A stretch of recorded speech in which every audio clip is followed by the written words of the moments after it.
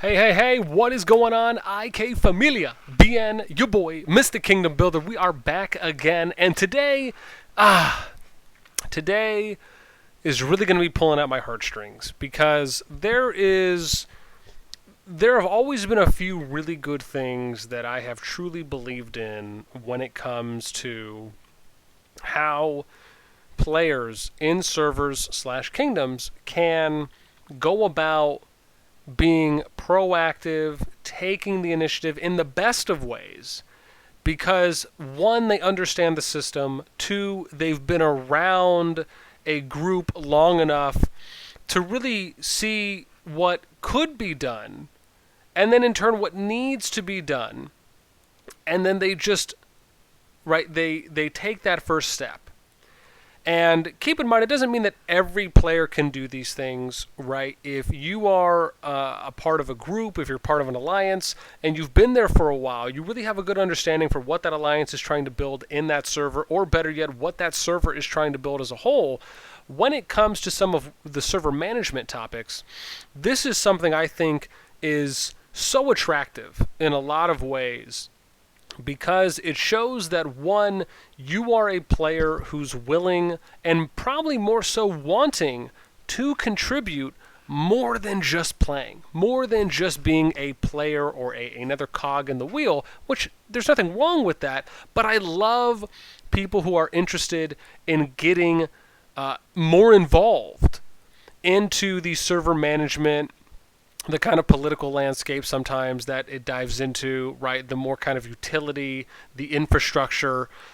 I love that stuff. And so today, I wanted to give a shout out to some people that we have here in S79, and I also wanted to give an example of some of the things that I'm talking about on how you can invest into your server and to the players, leaders, and officers in your server to get a better return on that investment for longevity, right? And so what I want to talk about today, right, as some people know, right, in our server, I'll give a little context here, right? We are focusing on the top 5 alliances in each faction.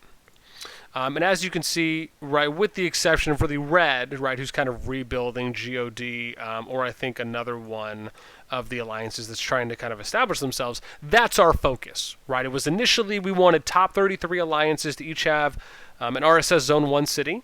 And then beyond that, we ended up looking at, okay, now we need to start condensing, which is very normal, and start doing some merging. And so now we're looking to try and go a little less than half of that and condense into a top 15 or to 15 alliances, again, specifically with the top 5 of each faction.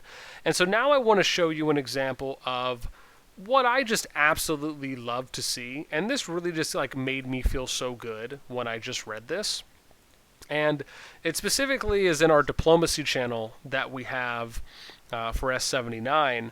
And you can see that, if we just kind of start at the top, right, you can see someone like Ulevin here, right, where they're kind of reaching out to some of the other leaders from some of the other red alliances, right, regarding cities and kind of dropping to stay in line, right, kind of providing just a nice outline of the most up-to-date information on things that are happening on the server diplomacy-wise. Shikamaru brings in something, Ghost brings in something, Groovy brings in something, and then the thing that really, and this is something that even went beyond everything for me, is when I see Ulevin say, Stay Groovy, Riku, and him finished up having a meeting with KGF regarding leadership and best practices.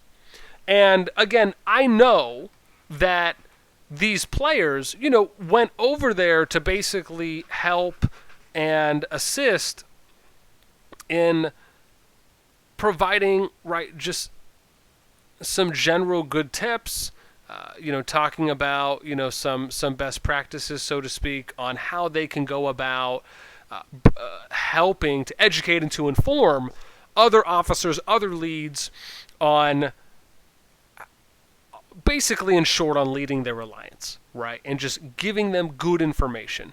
And I absolutely love that. I can't tell you how important I think this is for when you are in a server to have people that are on the same page. They understand. Now, keep in mind, a lot of this comes from and really falls under the constant hammering that I have been doing since day one that really just kind of showcases this, outside of them doing it on their own, of course, is the biggest thing I always preach, and a lot of us do for multiple projects now, is educating, informing, giving good information to people so we can, it's like a rising tide lifts all boats. And this is a great example of that. Right, I love the fact that the majority of the players that we have here, if not everyone in our project, really understands, especially from like the officer team and above more so, because they're just more involved in these types of dealings, is that you have to educate. You have to inform and provide knowledge so players can get experience, they can feel more comfortable, because not every leader, not every officer is going to come into a server with the same amount of knowledge or the same amount of experience as another leader or another officer is. And that can be internally within the alliance you're in or externally when looking at other alliances. So, again, I love the fact that we have been taking a lot of opportunities to go out there and to reach out to other leaders like we've been doing since day one on the server by sending them kind of rules and policies, tips, how we're going to do city distribution so it's fair to everyone, and other good important information even before we got access to server mail or kingdom notices. And these have helped us so much in keeping a lot of players on the server, keeping a lot of leaders on the server and officers who really wanted to play in this type of a server.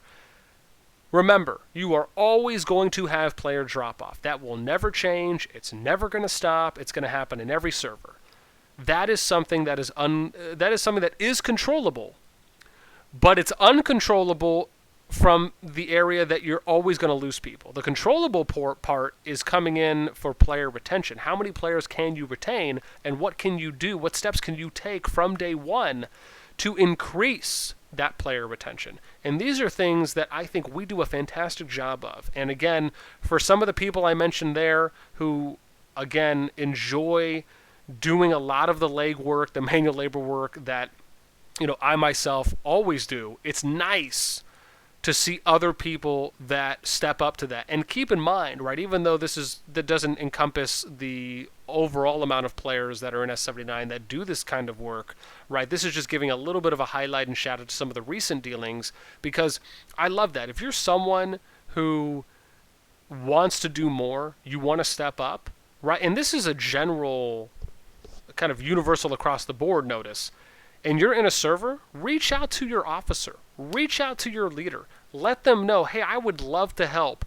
What can I do?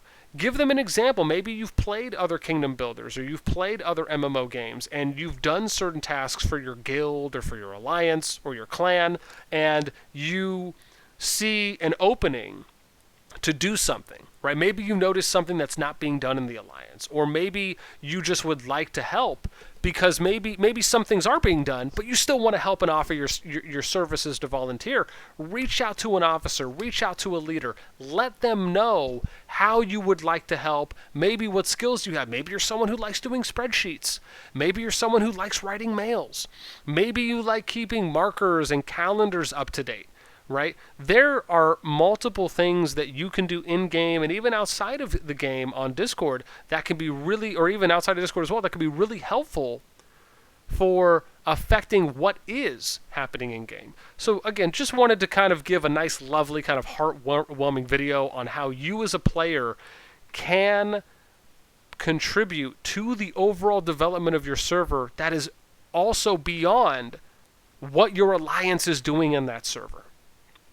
All right, just some food for thought. And again, let me know what you think in the comments below, right? Are you someone who's had a good experience where you reached out to an officer, you reached out to a leader, and you asked if you could step up, and they took that offer from you, they took you up on that?